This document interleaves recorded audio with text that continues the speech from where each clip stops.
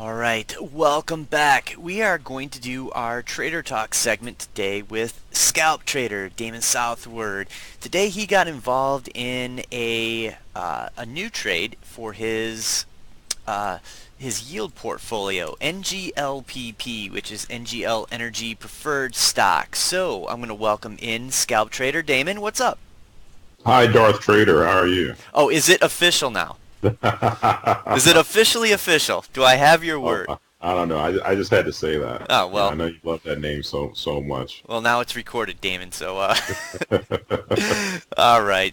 So, regarding this NGLPP, I think the best place to start with is you talking a little bit about it, and a lot of the questions we had is where can people find it on their trading platform, because I had at least 3 or 4 questions saying that they couldn't find it. I typed it into the live charts here and looks like it's only been trading for about 2 days. So why don't I give you the floor and you can talk about it and we can dive into some of these questions after.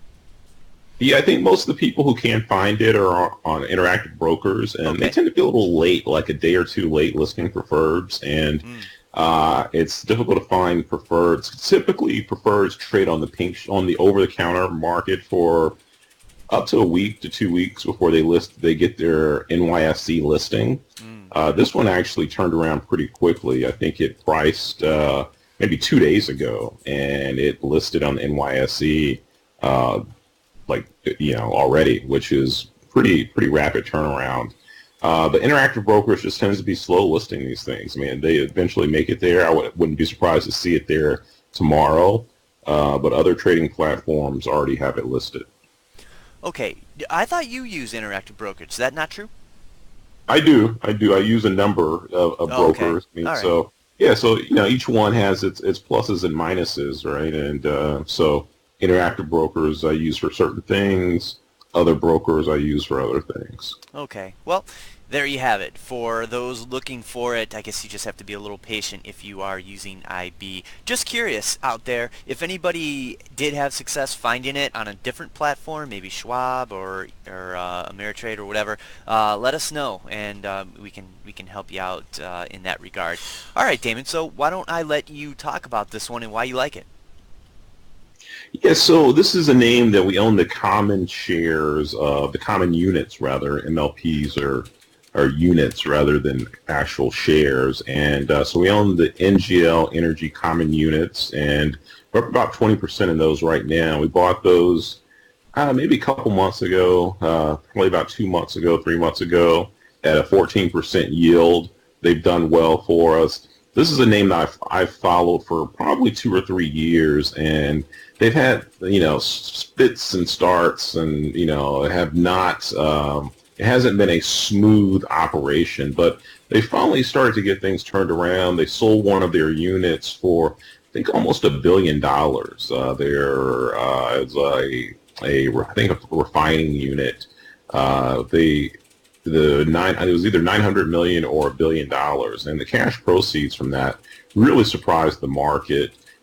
Company is sitting on a pile of cash, and they've been really reducing their overall leverage to the point where they actually were able to get their bankers to approve $150 million common unit buyback, which you very rarely see in MLPs these days. Typically, they're selling units to raise capital rather than actually buying units back. So their overall debt leverage is in a very good position. The reason they issued this preferred was to actually pay off some higher yielding preferreds that were, I think, at 10.5%, that didn't trade publicly. They're privately held preferreds. So they are using the $40 million or so from this preferred to plus cash to, I think, buy back about $100 million of the preferred A. So some of the interesting things about this particular name, 9.625% coupon, which is unusually high. I mean, that is a really nice yield, and I haven't really seen anything at that level in a while. And I think that because of the history of this company and the volatility of the name, they're just having to pay a premium in order to get this deal done. But their leverage is really good. Honestly, I would have expected them to possibly be able to come in at 9%. But 9 and 5/8 is, I think, a is an opportunity, and periodically you'll get this. I mean, so like we're coming off of December where you had extreme market volatility, and all of basically 2018 MLP units were under pressure. I mean, there was a major sell-off across the MLP landscape.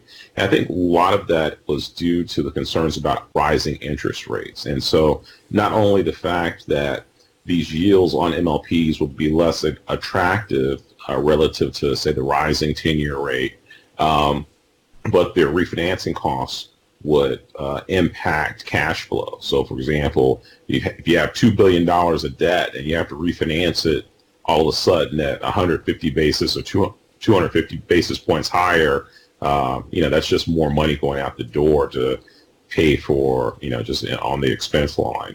And so there was a lot of concern about that, and it really negatively impacted the price of preferreds. Now that you're at the 10-year, which is, I think, as of yesterday, was, 2.4% or less, 2.3%, all of a sudden these preferreds, the MLPs are looking a lot more attractive relative to the market yield. And so, yeah, you've seen some, I think, flow of capital back into MLPs, as well as the rebound in oil prices have provided a little bit of a tailwind for the group. All right, so in terms of where the yield stands, there were some questions. One listener wrote in and asked, currently is the yield 9.75 at the current price, which was 27, or excuse me, does it yield 9.75 at the current price of 24.70, which is where it was trading around the time you got it, or does that not kick in until the 2024 time period?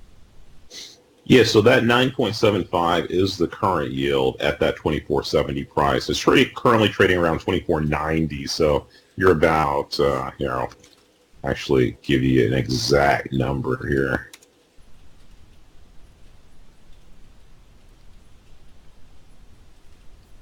So you're at a 9.64% yield right now at the 24.90 price, $25 par. So getting a little bit more yield because this price is trading below par. What the listener was referring to was the floating rate feature of this preferred, which I mentioned in the write-up. Oh, okay. In 2024, the preferred becomes a floating rate instrument. So that means that the actual yield or the coupon will float with LIBOR, 3-month LIBOR. So currently the spread is 3-month LIBOR plus 738.4 basis points. So based on where LIBOR is today, if this were to float today, basically the yield you get would be about 10%.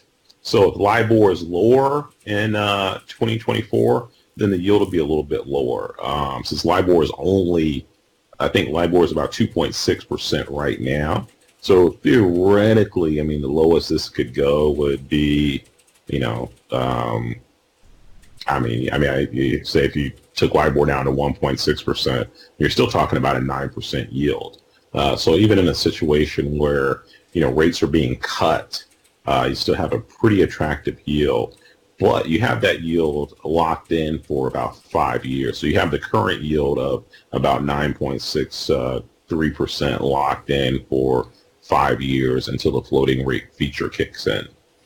Okay, got it. And just for those out there, looks like people had no trouble finding it on TD Ameritrade and Thinkorswim. So yeah, I guess IB is just the laggard when it comes to that. So yeah, that's the best we can do for you. You might have to diversify some of your brokerages like Scalp Trader does to get an all-encompassing trading impact for you. But anyway, just thought I'd pass that along for those who might be on Interactive Brokerage. The people that are on TD Ameritrade didn't have any problem finding it. All right, so Scalp, as far as how these dividends are taxed, I've got a couple questions regarding that, and I'll just start with the question and read it to you. Are dividends are taxed as ordinary income? That's a question. Anything else we should be aware of if buying these preferreds in a taxable account? Is it much simpler, straightforward than buying the LPs? Yeah, so these are not qualified dividends. So like the last position that we put on, which was the last yield position, which was TRTN Preferred A. We put that on, I think, earlier this week. Those were qualified dividends, so you're taxed at a lower tax rate, at the dividend tax rate. This is not a qualified dividend, so it is taxed at your normal income tax rate, your marginal rate. Okay. Oh, the other thing about this is that you will receive a K1. So Mm-hmm. just like with most preferreds of MLPs and the common units of MLPs, you will receive a K1. And at this point, I probably receive, I don't know, it's tax season right now, so I probably have received 10 or 12 or 15 different K1s from all the different MLPs and preferreds that I own. And, so I have someone do my taxes, and I think it costs me, I don't know, maybe extra $100 a year for them to kind of do all of this work for me. And, fortunately, that cost is kind of way more than offset by the fact that the yields on some of these preferreds of MLPs, I mean, you're ranging from 8.5% to own things at 11% yield. So, I mean, and then you're also getting the capital appreciation opportunity as well, as people will see that the, like, for example, the DCP preferred that we put on a few months ago, I think that's up maybe 20% from when we put it on. So if you buy these right, and you can also get a nice capital appreciation kicker as well as strong ongoing distributions, high yield. All right, so some of these gains seem pretty straightforward, but there's nothing coming without any risk. So why don't you educate some of the listeners on what some of the risks associated with moves in these are? Well, it's actually some of the risk, or actually some of the reasons I really like these NLP prefers is, like, for example, when oil prices go down, everyone freaks out and starts selling these things. And a lot of times it's actually just fund redemption. So individuals, or mainly individuals, I think, are in these. They start pulling money from funds. The funds have to sell them. And because they're not extremely liquid, especially when you have someone that's just sitting there on the offer, you can get price flushes. So something that's trading at $25 par in a bad environment, I mean, just like the DCP that we own. I mean, let me pull the price up on that Don Charlie Paul Preferred B. Do you have a ticker on that one or no? Yeah, Don Charlie Paul. I don't know the military Yeah, that's okay. terms, and it's a preferred B. So would it be PB? I don't know. Well, it No. depends on the platform you're using. So like Interactive Brokers, it's DCP space PRB. And then some platforms, it would be DCB dash PB. Some other ones would be DCP PRB. So it just, each platform has its own structure for the tickers for the preferreds. All right. Well, my platform isn't allowing me to get anything easily, so I'd have to look that one up. So you're gonna have to take Scalp's word for it, or type it into your own trading software. So, but go ahead. Yeah. So this is one that came out $25. Well, actually, in as recently as August, Lauren. Is okay, sorry, I cut off there. As recently as August, this was trading at 26. Then you had kind of the market meltdown, in December. They took it all the way down to 20, and now we're back above 24. And so nothing changed. I mean, the underlying company is a very strong company. I think I calculated the preferred distribution coverage at maybe like 16 times or something, right? So you got a long way to go for this preferred would ever not get paid. Yet the preferred fluctuated with the market. And again, that's one of the reasons I like the preferreds MLPs, because there's enough. I mean, I like the idea of collecting 8 to 12% yields, which is nice. But as a speculator, the idea of being able to collect that and also be able to collect maybe a 20%, 30% capital appreciation, excuse me, on a large position is very compelling to me.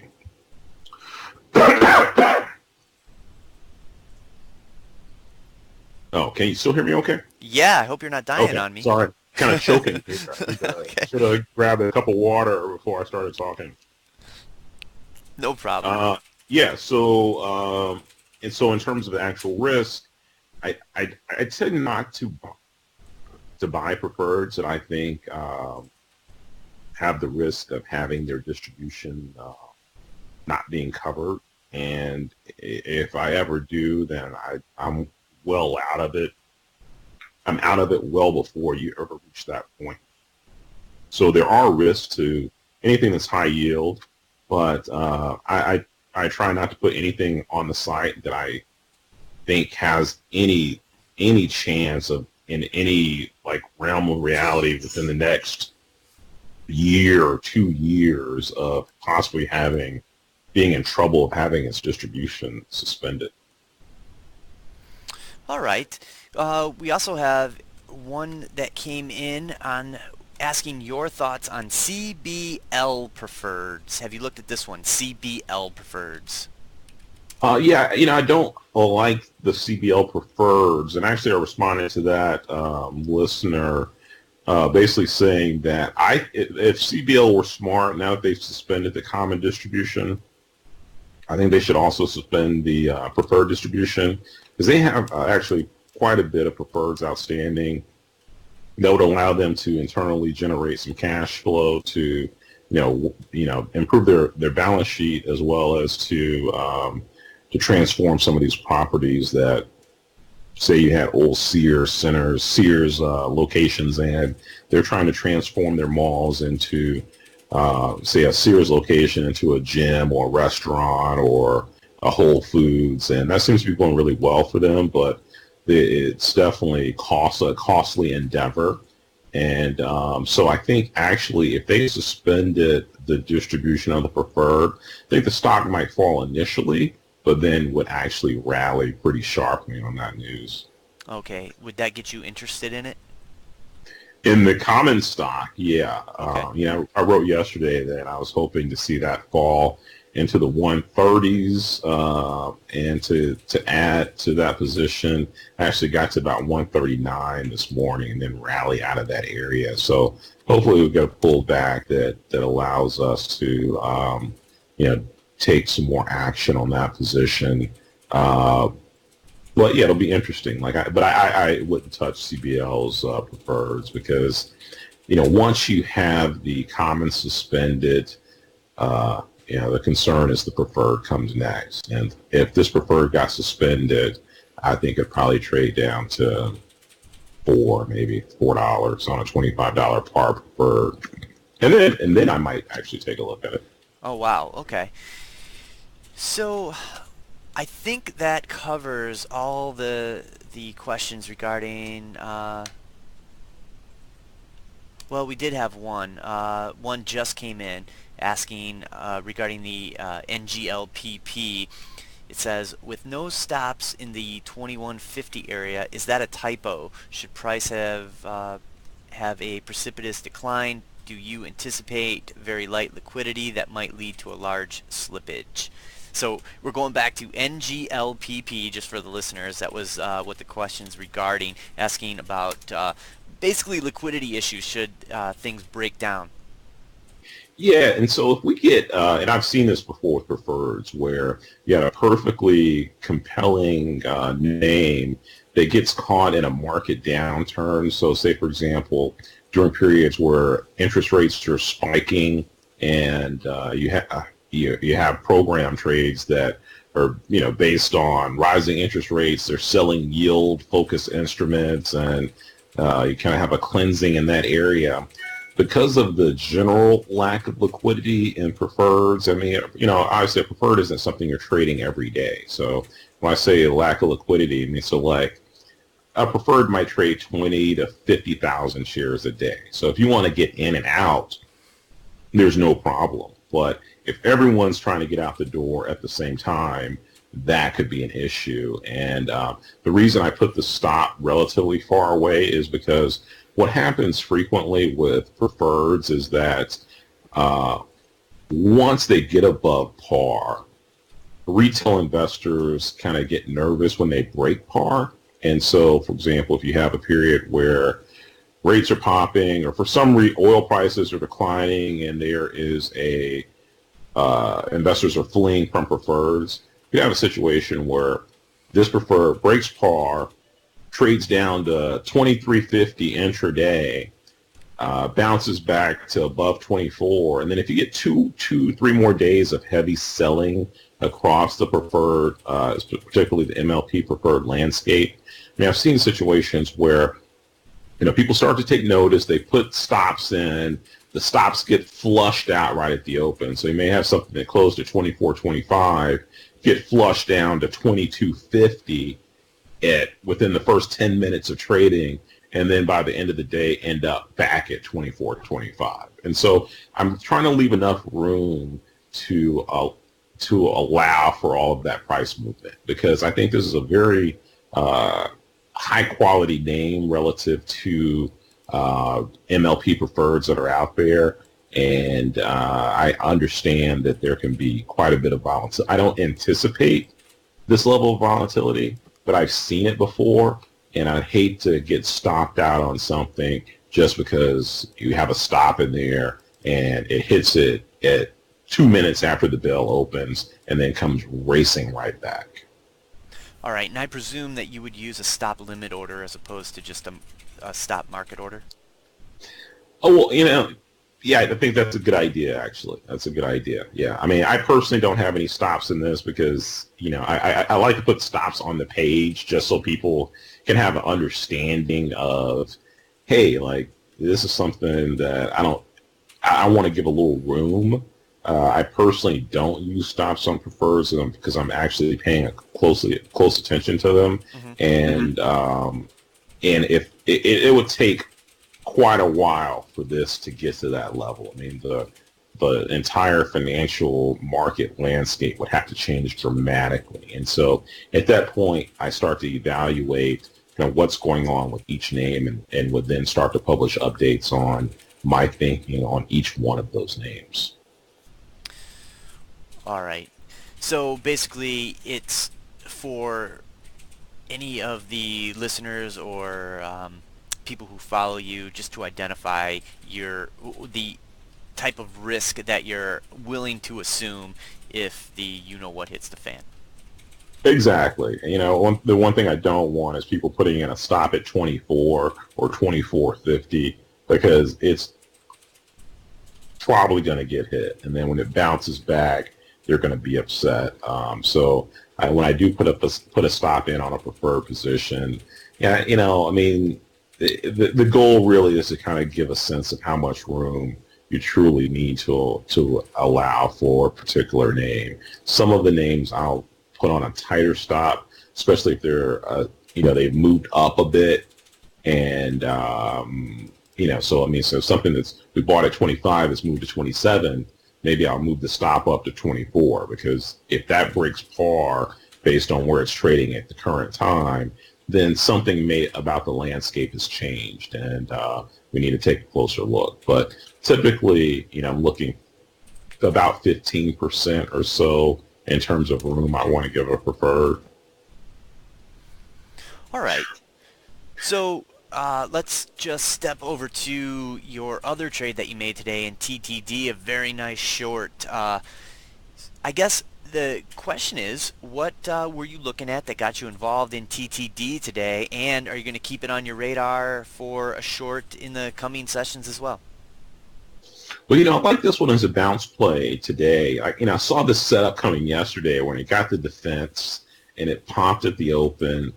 I really wanted to short it, and some of these things, there's so many positions that you're trying to get the just the right setup, right? So yesterday I wanted to short TTD, but I was trying to get a little bit more of a push to fade into.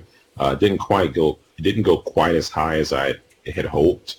And then this morning, kind of the same thing. Like I wanted to play a bounce because I figured that a lot of the shorts that tried to shake the tree yesterday were still involved and were hoping to take this thing down another leg.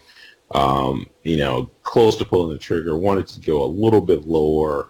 And I was also writing up the report on this preferred because I didn't know that it was going to list today. It was going to be tradable today, so I wanted to get that out because I thought that 24.70 price was compelling.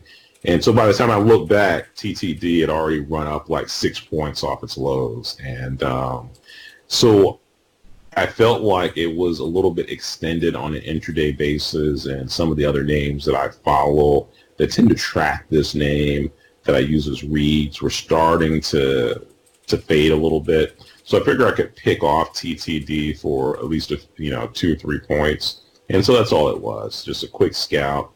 I kept things tight because I just didn't want. I thought once it went back through those highs of the days, it might not see any type of pullback. So I wanted to fade it and then just tighten stops, keep everything really tight, and then just kind of see how far it would pull back off those highs. All right. But are you going to maybe look at this one as a short again? Or has that kind of played out and you may be looking at it the opposite direction? Yeah, I mean, a name like this on a scalping basis, I'm typically looking at the price action at the open. Hmm. I find that to be more predictable. You have more volatility. Once you get to this point of the day, you tend to have things fall into range trade, and it's just really hard to kind of get those larger point moves. So, I mean, the action is, really, I think, playing those reversal moves right at the open, or you can get 3 to 7% move off of the opening levels, especially if something is gapping up or gapping down, basically playing that full reversal move. Okay. But I do know that a lot of the names you will recycle and trade them pretty frequently until you feel that it's completely played out. So I was more or less asking if you would be keeping this one on the short radar. Oh yeah, so yeah, once something's on my list, it's always there. Well, at least there until it starts to lose volatility. Uh-huh. I don't know. It depends on kind of the moving parts, right? Like we get a downgrade tomorrow that takes this thing down 8% at the open. Then it's on You your know, buy list, right? yeah, it's on my buy list. If we get a gap up because of an upgrade or some news that takes it up 6% pre-market, then it's on my short list. But again, I like to try to play those opening reversals in names that have news or sentiment levels that where people are kind of jockeying for position on both sides, and you can kind of you get that level of volatility that makes it interesting. All right, so it's safe to say that it's currently up on the topper end of your watch list. Yeah, I mean, it's just another name, I mean, I don't know if I'll do anything with it tomorrow or next week, but I have a list of names that I track every morning, and TTD has been on there the past couple of days, high on the list just based on some of the news flow and the price movement. After yesterday and today's move, it probably moves a little bit lower down that list. So yeah, I mean, it's just kind of, yeah, it's just another name at this point. Like I don't feel particularly excited about it. I probably will start to move on to some other names on my list that have just a little bit more kind of sentiment or news or something that's going to create some type of volatility associated with it. Okay, so I've had a couple of questions come in regarding your write-up on the NGLPP, and I'm trying to scan through it as quick as possible, but the most recent feedback says your statement in the write-up implies that you bought shares at 21.50 without a stop. And I think somebody might have some issue with maybe the way you phrased it, or if it was a typo. I'm not exactly sure. Initiating, okay, so I see down here in the preferred details, it's at the bottom of your write-up at 9:50 Eastern Time. Initiating a half size position in NGLPP with no stops in the 2150 area. I think that's what people are looking for Oh, clarity yeah. on. Okay. Yeah, yeah. I think that, yeah, that is an issue. That's a typo. Sorry. I was trying to decide whether to put in there no stops or stops in the 2150 area. We're going to put the stops in the 21. I personally don't have any stops, but I wanted to put stops. I decided to actually add a comment about a stop being in the 2150 area just to provide some guidance. So thank you for pointing that out, and I will adjust the comment. Okay, so I'm highlighting it on Trader Audio so you can see where the listener was referring to, so that not everyone is completely confused. He's going to adjust that, so hopefully for the listener who had concerns, I think actually a couple of them might have been confused on that one. So yeah, thanks a lot for pointing that out. We do appreciate that, and if you ever see these type of discrepancies and you have any confusion, please don't hesitate to ask us, because we want to make it as clear as possible. And hey, we're human and we make mistakes all the time. Let's see. Yeah, I There. was tracking that TTD, trying to get a trade off on that. I was flipping back and forth trying to write this comment, and because I love the open, right? So I'm like Mhm. writing this comment right into the open. I'm like, oh, bell mark's about to open. I could feel this TTD setting up for a potential bounce, but I really want to get this out, and it's that balance because so. That 2470 price on this particular preferred, I thought was just absolutely compelling, right? And given the fact that I probably plan on owning this for 3, 4, 5+ years and collecting that distribution for a really long time, I wanted to make sure that I got that comment out as quickly as possible before this thing possibly ran away. Because this is something you're going to be able to just essentially clip the coupon on for a long period of time. And I know this type of approach doesn't appeal to everyone, but there are a certain group of our subscribers who are extremely interested in these types of yield plays, and they understand that, hey, I have most people kind of have different buckets of their portfolio. So they may have a trading bucket, they have like an income bucket, and that income bucket is usually way bigger than the trading bucket. So they can generate 8 to 12% plus capital appreciation opportunity on that income bucket. It can dwarf everything that you're doing on the trading side. All right. So I did have another one come in just now, and it's regarding the, let's see. I just lost it. Hold on. Looks like we had a few. MORL/MRRL. It says, are you close to adding to those? Believes you have a 1/3 size now, and has been a nice position. So are you close to adding to the MORL/MRRL position? I'm not, because I feel like we're going to get a period that some type of price shakeout and in the market in general. And one of the things that happens is that just the exact same reason we're able to buy MRRL and MORL at such attractive prices, people tend to forget these companies tend to benefit from a declining interest rate environment. And so stocks are selling off, bonds are rallying, and yields are declining. For a period of time, people will just kind of push everything overboard, just clear the decks.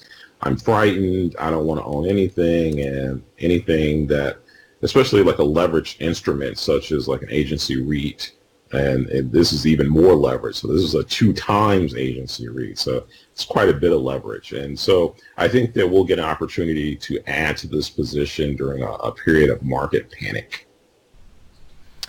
All right. Let's see. Scalp. I missed some of the discussion.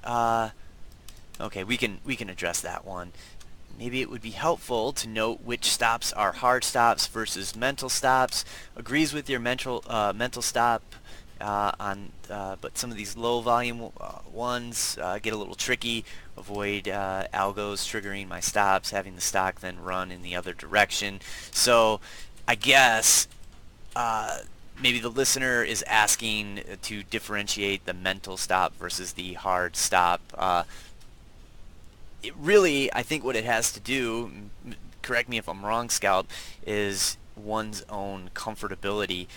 If you are disciplined enough to use a mental stop and you go to it and you're staring at it all the time, then feel free to use that on any occasion.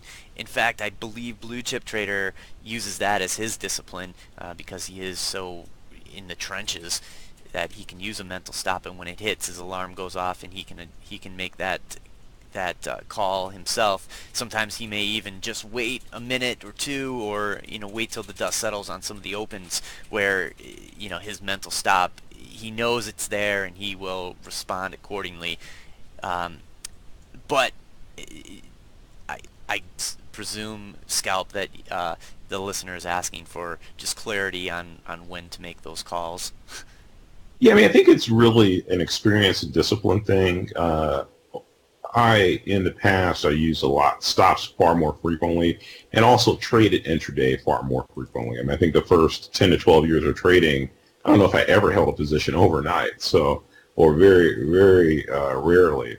And so even now, though, with intraday positions, I almost always use stops because, the size is sufficient enough that I don't want to take a step away and then some news event comes out, take something down 30%, and I'm down, a bunch of thousands and thousands, tens of thousands of dollars, which can happen. I mean, when you're going out there trading high volatility names, you never know. And I mean, I've seen situations where some news has come out intraday that's like chopped something down dramatically, or being short, and then some rumor comes out and pushes something against you pretty dramatically.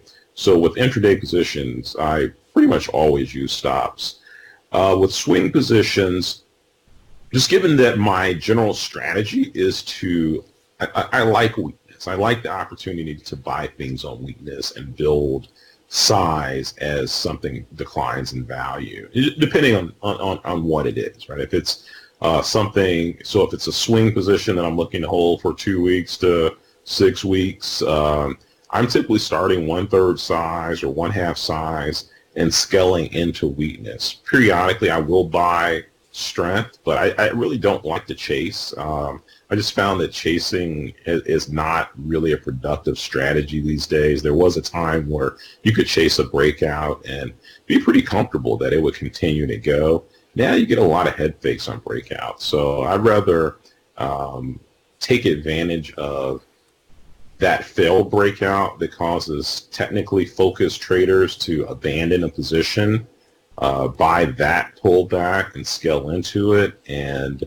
let them take it off my hands when it looks technically strong the next time, and they get behind it and break it out, and maybe they get lucky that time, but I own it at a much better price, so I can trim, trail, and just sit back and let this thing keep going at a much better cost basis. All right, and then this will be the last one. I know Brian was out there looking to see the trade in NGLPP. I'm guessing he typed in the ticker, did a ticker search, and came up with nothing. What do we normally do at briefing in a case like this? Because you would have to enter that into the database as a ticker, but if somebody's looking for it, they can't find it. I know if you type in scalp, you'll be able to find his trade and his write-up and whatnot. But do you normally put these preferreds in later so people can find them? No, so all of my preferred positions are under the yield ticker, so YIELD. Okay.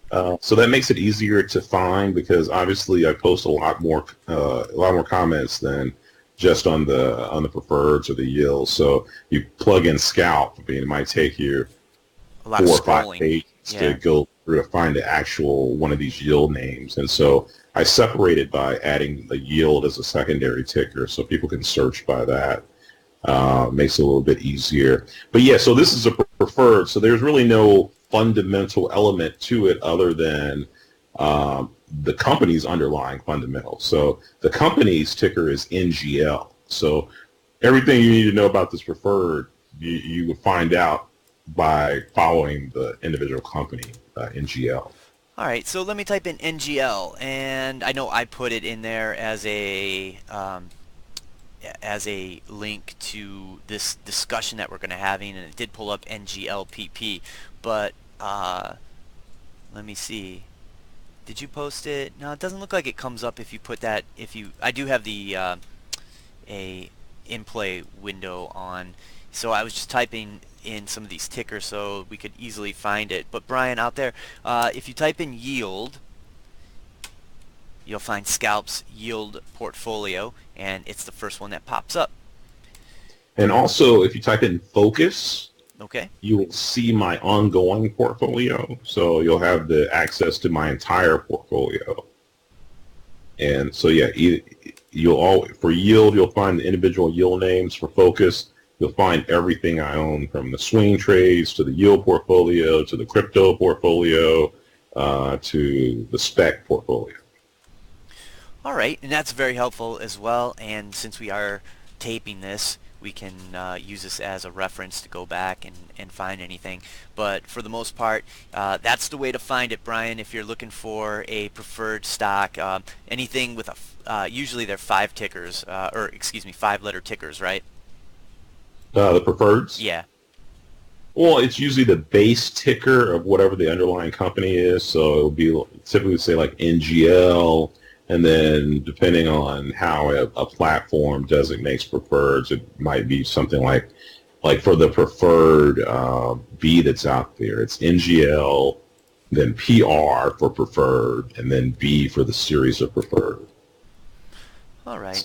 Well, So if it were, I think we own another one, NGLS preferred A. So that's like four letters in the base ticker. all right. Well, and then if you do have trouble finding it, you can always write in and ask, and we'll be happy to help you. So if you're ever lost, just use that route, right? Yeah, no, Um, it's kind of yeah. The preferred world is, yeah. It takes a little while to kind of get your arms around in terms of navigating it. But yeah, I really like it. I think it has sufficient volatility and sufficient. I kind of use it to some degree as almost like a cash management tool, right? Just to collect decent yield, capital appreciation opportunity, and you're able to make money. If you buy it right, you can kind of sit there and not necessarily do a lot of work while the cash comes in, right? I mean, obviously you need to stay on top of the general market, which is one of the things, which is what I do. And so always, whenever there's an uptick in volatility in the space, yeah, I'm out there providing color on what's going on, my latest thoughts. A lot of times I'm rotating, basically trading up, looking for something that's more compelling maybe than what we already own. So possibly liquidating that position, moving into something that has improved on a relative basis based on perhaps maybe it sold off a lot when it really shouldn't have.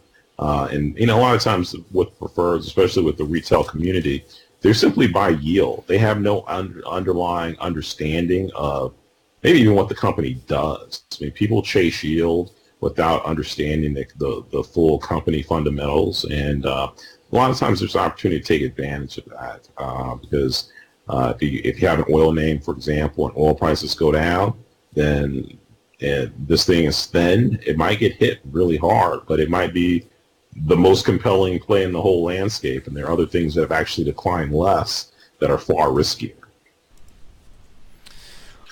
all All right, Scalp. Well, hey, this was another great segment. These are actually my favorite segments, the ones that help us make money and educate us along the way. As always, thank you for helping us out in this one, and this might be a really good one to keep as a reference for anybody who may be confused about the preferred stocks and how to get involved in them and how some of the tax treatment may be. Can't thank you enough for jumping in and helping us all out. My pleasure. Take care. All right. Thanks, Damon. Bye.